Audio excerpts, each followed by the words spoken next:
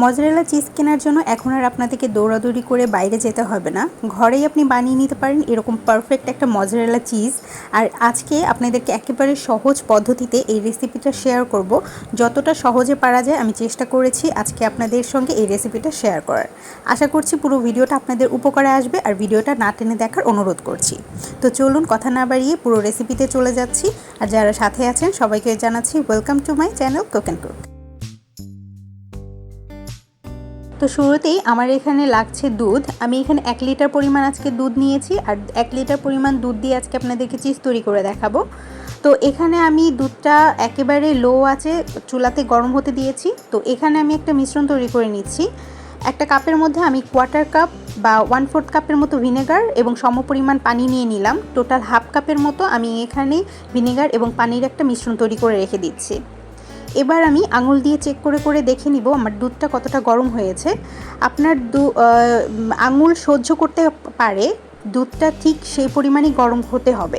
এর থেকে বেশি গরম হলে কিন্তু আপনার চিজটা হবে না, সেটা কিন্তু ছানা হয়ে যাবে। এরপর আমি দেখে নিয়েছি আমার দুধটা গরম হয়ে গিয়েছে আর আমি চুলাটাকে বন্ধ করে দিয়ে দিলাম। এবার আমি ভিনেগার এবং পানির যে মিশ্রণটা আছে সেটা দিয়ে দিচ্ছি পুরোটাই, এবং একটা স্প্যাচুলার সাহায্যে খুবই হালকাভাবে, আপনারা দেখতে পাচ্ছেন আমি কতটা ধীরে ধীরে কাজটা করছি, একটু অপেক্ষা করে এভাবে আস্তে আস্তে আস্তে আস্তে নেড়ে নিচ্ছি। অলরেডি কিন্তু আমার চিজগুলো সব একসাথে জড়ো হয়ে গিয়েছে। তো এভাবে করে একটু ঘুরিয়ে ঘুরিয়ে চিজটাকে আমি এবার তুলে নিচ্ছি একটা ছাঁকনির সাহায্যে।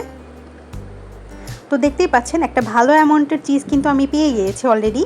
তারপরেও এখানে কিন্তু আমার অনেকটা চিজ আরও তৈরি হবে, কারণ আমার দুধটা কিন্তু এখনও সাদা। আপনাদের এতটা চিজ হওয়ার পরেও যদি মনে হয় আপনাদের দুধটা এখনও সাদা আছে, তার মানে আপনার এই দুধ থেকে কিন্তু আপনি আরও একটু চিজ পেতে পারেন। এর মধ্যে আমি আরও 1/4 কাপের মতো ভিনেগার অ্যাড করেছি এবং এরপরে আপনারা দেখতেই পাচ্ছেন আমার দুধের যেই মিশ্রণটা আছে সেটা কিন্তু অলরেডি গ্রিনিশ হয়ে গিয়েছে, মানে পুরোটাই কিন্তু এবার চিজ তৈরি হয়ে গিয়েছে। এবং যতক্ষণ না পর্যন্ত এরকম একটা গ্রিনিশ ভাব চলে আসবে ততক্ষণ পর্যন্ত কিন্তু আপনি আপনার চিজটা পেতে পারেন। তো দেখতেই পাচ্ছেন এখান থেকেও কিন্তু আমার খুব ভালো একটা অ্যামাউন্টের চিজ বের হয়ে গিয়েছে। তো এবার আমি এই পানি থেকে চিজগুলোকে তুলে নিচ্ছি। এবার আপনারা চাইলে এই পানিটা পরবর্তী স্টেপের জন্য ব্যবহার করতে পারেন। তো আমি এই পানিটা আর ব্যবহার করছি না। এরপর আমি এখান থেকে চলে যাচ্ছি আমার পরবর্তী স্টেপ যেটা। তো এখানে আমি একটি বোলের মধ্যে উষ্ণ গরম পানি নিয়েছি, ঠিক তেমনই যতটা আপনার হাত সহ্য করতে পারবে ততটা গরম। তো এখানে আমি দিয়ে দিচ্ছি 1 টেবিল চামচের মতো লবণ। এবার আমরা যেই চিজটা ছিল সেটা পুরোটা এখানে ঢেলে দিচ্ছি এবং এই পানিতে খুবই হালকাভাবে খুব ভালো মতো এভাবে ছড়িয়ে ছড়িয়ে এভাবে চেপে চেপে ধুয়ে নিতে হবে। ভেতরে যে ভিনেগারের টকটা আছে সেটা বের করে নিতে হবে। আর চিজ যেহেতু একটু নোনতা হয়, এই যে লবণটা দিলাম এই লবণটা আস্তে আস্তে কিন্তু আপনার এই চিজের মধ্যে ঢুকে যাবে এবং ভিনেগারের যে টকটা সেটা বের হয়ে যাবে। তার জন্য অবশ্যই এভাবে ছড়িয়ে ছড়িয়ে ধুয়ে এবং চিপে চিপে সবগুলো পানি বের করে নিতে হবে। ঠিক এই স্টেপগুলো ফলো করলেই কিন্তু আপনার চিজটা পারফেক্ট হবে। তো সবগুলো পানি বের করার পর এখানে আমি দেখতেই পাচ্ছেন আমি একেবারে ঠান্ডা পানি নিয়েছি। আপনারা চাইলে আমার মতো এরকম বরফ দিয়ে নিতে পারেন। তো এরকম আমি একটি কাপড়ের সাহায্যে আমার পুরো চিজটার পানি বের করে নিয়েছিলাম, যার জন্য আমার এখানে কিন্তু কাপড়টা মোড়ানো আছে। তো সেটা সহই আমি ঠান্ডা পানিতে আমার চিজটাকে ভিজিয়ে নিচ্ছি। তো এর মধ্যেই দেখবেন আপনার চিজটা আস্তে আস্তে একদম চিল হতে থাকবে, শক্ত হতে থাকবে। তো এরপর আমি সবগুলো পানি খুব ভালো মতো চেপে নিয়ে এরকম একটা প্লাস্টিক ফয়েলের সাহায্যে খুব ভালো মতো র্যাপ করে নিয়ে এটাকে এবার আমি ফ্রিজে রেখে দেবো 2 থেকে 3 ঘন্টার জন্য, অথবা আপনারা চাইলে ওভারনাইটও রেখে দিতে পারেন। তো পরের দিন আমি এটাকে একটু দেখাচ্ছি। তো দেখতেই পাচ্ছেন আমার চিজটা কিন্তু একদম সেট হয়ে গিয়েছে। এবার আমি এটাকে আপনাদের সামনে কেটে দেখাবো। তো আমি একটা নাইফের সাহায্যে এটাকে কেটে দেখাচ্ছি। আপনারা চাইলে কিন্তু চিজটা গ্রেট করেও ইউজ করতে পারেন। তো এবার আমি আপনাদেরকে এই চিজটা কতটা পারফেক্ট হয়েছে সেটার একটা প্রুফ দেখিয়ে দিচ্ছি।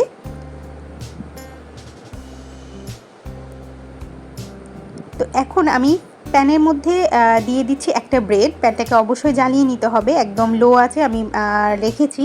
তো এখানে একটা ব্রেড নিয়েছি এবং ব্রেডের উপরে যে স্লাইস করে কেটে রাখলাম যে চিজগুলো, সেগুলো সবগুলো টুকরো আমি উপর দিয়ে একটু দিয়ে দিচ্ছি। ঠিক যতটা অ্যামাউন্ট আপনারা চান ঠিক ততটা অ্যামাউন্টটা এখানে দিতে পারেন। এবার আমি এটাকে কভার করে দিচ্ছি মোটামুটি 5 মিনিটের জন্য, একদম লো আঁচে করে।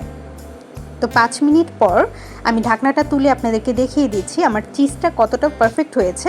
তো দেখতেই পাচ্ছেন সবগুলো চিজ একদম গলে গিয়েছে। তো যারা এখন পর্যন্ত সঙ্গে আছেন সবাইকে জানাচ্ছি অসংখ্য ধন্যবাদ। আর এই রেসিপি ফলো করে যারা চিজ বানাবেন বাসায় তাদেরকে বলছি অবশ্যই কিন্তু একটা কমেন্ট করে আমাকে জানিয়ে যাবেন রেসিপিটা আপনাদের পারফেক্ট হলো কি না। তো এখন আপনাদেরকে রেজাল্টটা দেখিয়ে দিচ্ছি, দেখেছেন চিজটা কতটা পারফেক্ট হয়েছে।